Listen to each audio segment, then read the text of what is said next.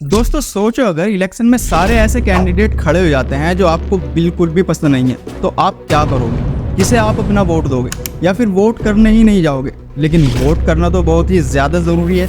तो इस प्रॉब्लम का सॉल्यूशन निकालने के लिए नन ऑफ द अबाउ यानी कि नोटा का एक बटन दिया गया है। आज की इस वीडियो में हम यही जानेंगे कि अगर किसी भी कैंडिडेट के कंपैरिजन में नोटा को सबसे ज़्यादा वोट मिलते हैं तो क्या इलेक्शन फिर से करवाए जाएंगे, और क्या इलेक्शन में हमें नोटा पर वोट देना भी चाहिए या नहीं। तो बने रहें इस वीडियो में और चैनल को ज़रूर सब्सक्राइब करें।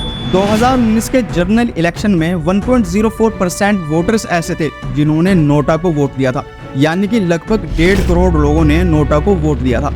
2013 से पहले भी अगर किसी वोटर को लगता था कि कोई कैंडिडेट वोट के लायक नहीं है तो वोटर कैंडिडेट को रिजेक्ट कर सकता था, और ऐसा करने के लिए उसे वोटिंग बूथ पर जाकर फॉर्म 49O पर साइन करने होते थे, और इस पूरे प्रोसेस में प्राइवेसी बिल्कुल भी नहीं थे।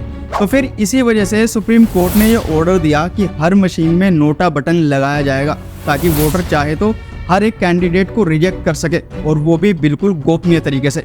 अब आते हैं आज के मेन क्वेश्चन पर कि अगर किसी इलेक्शन में नोटा को सबसे ज्यादा वोट मिलते हैं तो क्या होगा। देखिए, इलेक्शन कमीशन ऑफ इंडिया ने एक सर्कुलर जारी किया था जिसमें साफ तौर पर यह बताया गया था कि अगर किसी इलेक्शन में नोटा को मेजॉरिटी ऑफ द वोट्स भी मिल जाते हैं तो नोटा के बाद जिस कैंडिडेट को सबसे ज्यादा वोट मिले होंगे उसे ही विनर डिक्लेयर कर दिया जाएगा।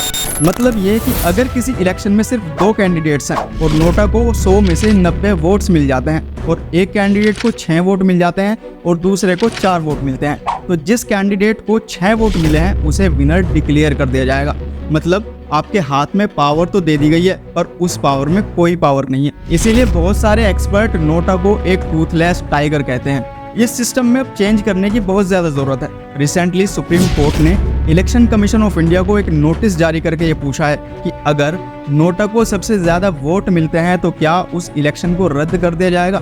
ठीक इसी तरीके से सुप्रीम कोर्ट में एक पिटीशन भी फाइल की गई थी जिसमें यह मांग की गई थी कि नोटा को एक फिक्शनल कैंडिडेट की तरह ट्रीट किया जाना चाहिए, और अगर किसी भी इलेक्शन में नोटा को सबसे ज़्यादा वोट मिलते हैं तो वहां री इलेक्शन कराया जाना चाहिए। और पिटीशन ने यह भी कहा था कि अगर नोटा को एक कैंडिडेट की तरह ट्रीट किया जाएगा तो पॉलिटिकल पार्टीज पर ज्यादा स्टेबल कैंडिडेट को खड़ा करने का दबाव भी बनेगा। दूसरी तरफ ये डिस्कशन चल रहा है कि अगर नोटा को सबसे ज्यादा वोट मिल भी जाते हैं और दोबारा से इलेक्शन करवा दिया जाता है तो इस बात की क्या गारंटी होगी कि जो री इलेक्शन हो रहे हैं उसमें जो कैंडिडेट्स है वो पहले वालों से बेटर होगा।